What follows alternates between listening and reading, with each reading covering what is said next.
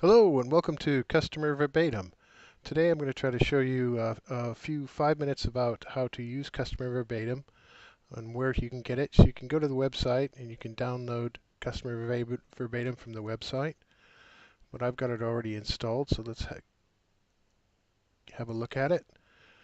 So when you come into Customer Verbatim, the first thing you need to do is to go to Settings, and on the left-hand side you can expand this to see all the menus. And we're going to go to Settings. And then what you need to do is put in your organization URL, and that's without the HTTP or HTTPS. Now the next thing is the redirect URL and the application ID. Now both of those pieces of information are used by your administrator to give Customer Verbatim access to Active Directory. And to figure out how to do that, you can go here to the help, and we have some help here on how to do client registration, which will show you how to access the Active Directory and get the client ID.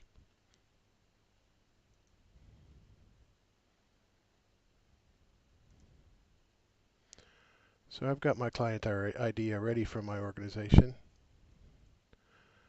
So I'll put that here. And this is an online organization, so we need to check HTTPS.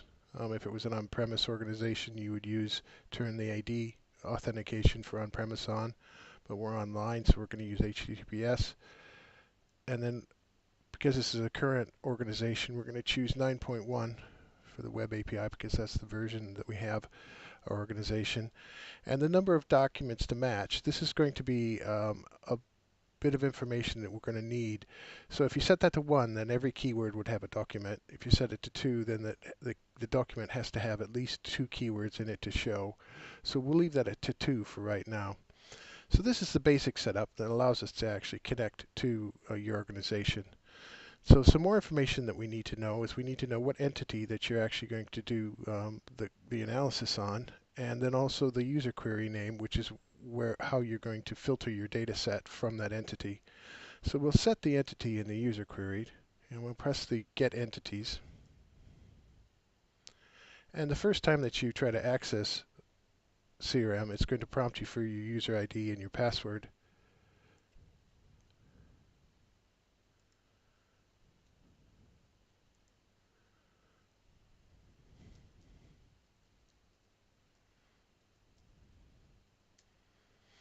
After that point, we've got a secure cookie that's stored in the application that will get cleared when the application closes. The entities is the list of entities that you have, and so we're going to scroll down and we're going to choose cases. And now that we've chosen the entity, then we can go and select the personal view. So if you haven't created a personal view yet, again, with the help, we can go to the help and we can actually show you how to create a personal view. And the personal view is then created to filter your data set so that you can get the information that you want to do the analysis.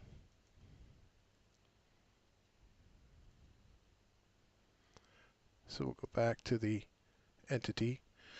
And so we've chosen cases, and that's gone down here, and it's called incident also inside the organization. And then we're going to try to get the views for the entity. So these are the saved views that you've created. And then the one we're going to use right now is a personal view for cases and for customer verbatim analysis. The data we've taken is from the natural language toolkit that's here, and it's information about a Canon G3 reviews of the digital camera. So we're going to select that one. And we'll save those to settings. So now we've got an entity name and we've got a user query.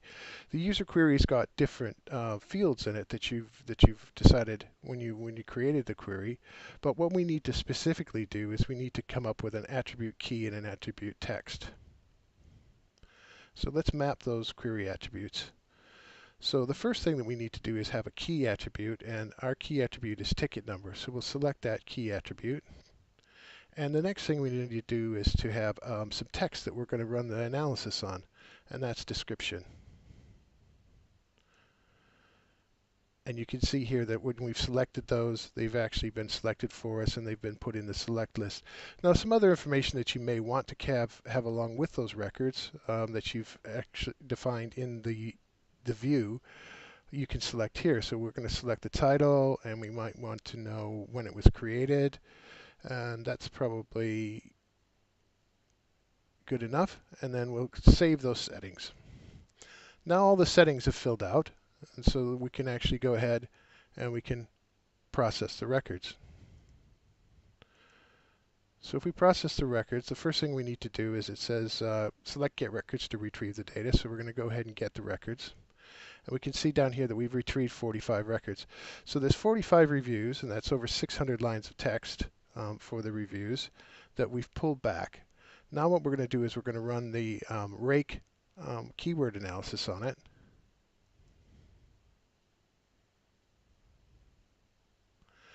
And that will give us a list of keywords.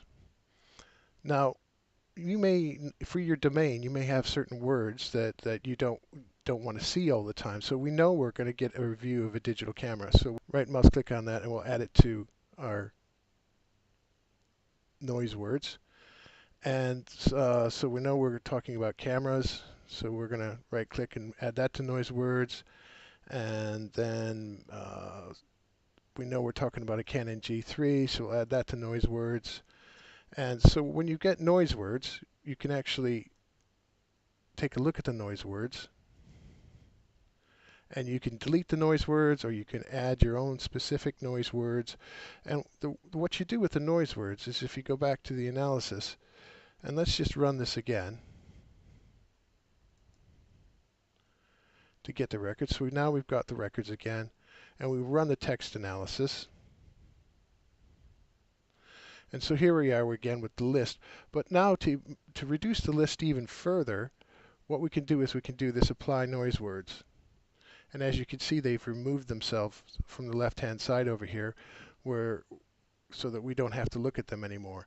Now they haven't removed the text that we've analyzed. They've just removed the fact that the text was linked to the keyword. So if that text is linked to a different keyword, that text will still show up. So let's take a look at the output. And so here's the actual text that was done for the review. And you can tag this text if you wanted to, say if you've already read this. So I've read this one, and then we'll put in some text that's about auto mode. And then if we wanted to take a look at when was this created, okay, so it was created on the 24th. So this information you can have. So if this record then shows up in a different keyword, you actually know that you've actually viewed it, and it will show up as also as being tagged.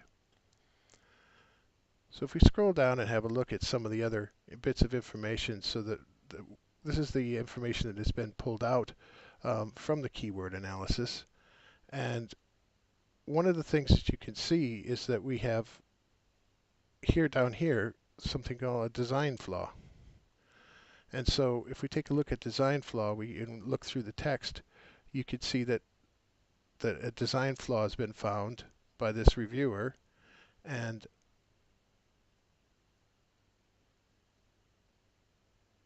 it has to do with the viewfinder. And then again down here, we found that this is a design flaw that has been found, and it's again to do with the viewfinder. So again, the reason that this record has showed up is because design flaw came up in the text, and there was 2 different reviewers that had said that, and that was the number that you'd referenced in the settings that said it has to be shown up at least twice. And if we go back up and just take a look at another one, lens cap, what's that about? So if we go to lens cap, we can see that the concern that the lens caps has been easily removed, and very easy to use the lens cap. Again, the lens cap is not very snug, and it falls off too easily. So this is 600 lines of text that we've analyzed in less than 5 minutes, and we found 2 issues with the text. Again, you can sort the text either by frequency, or you can sort it by keyword that you can go back and look at. Thank you very much. I hope you enjoy using Customer Verbatim.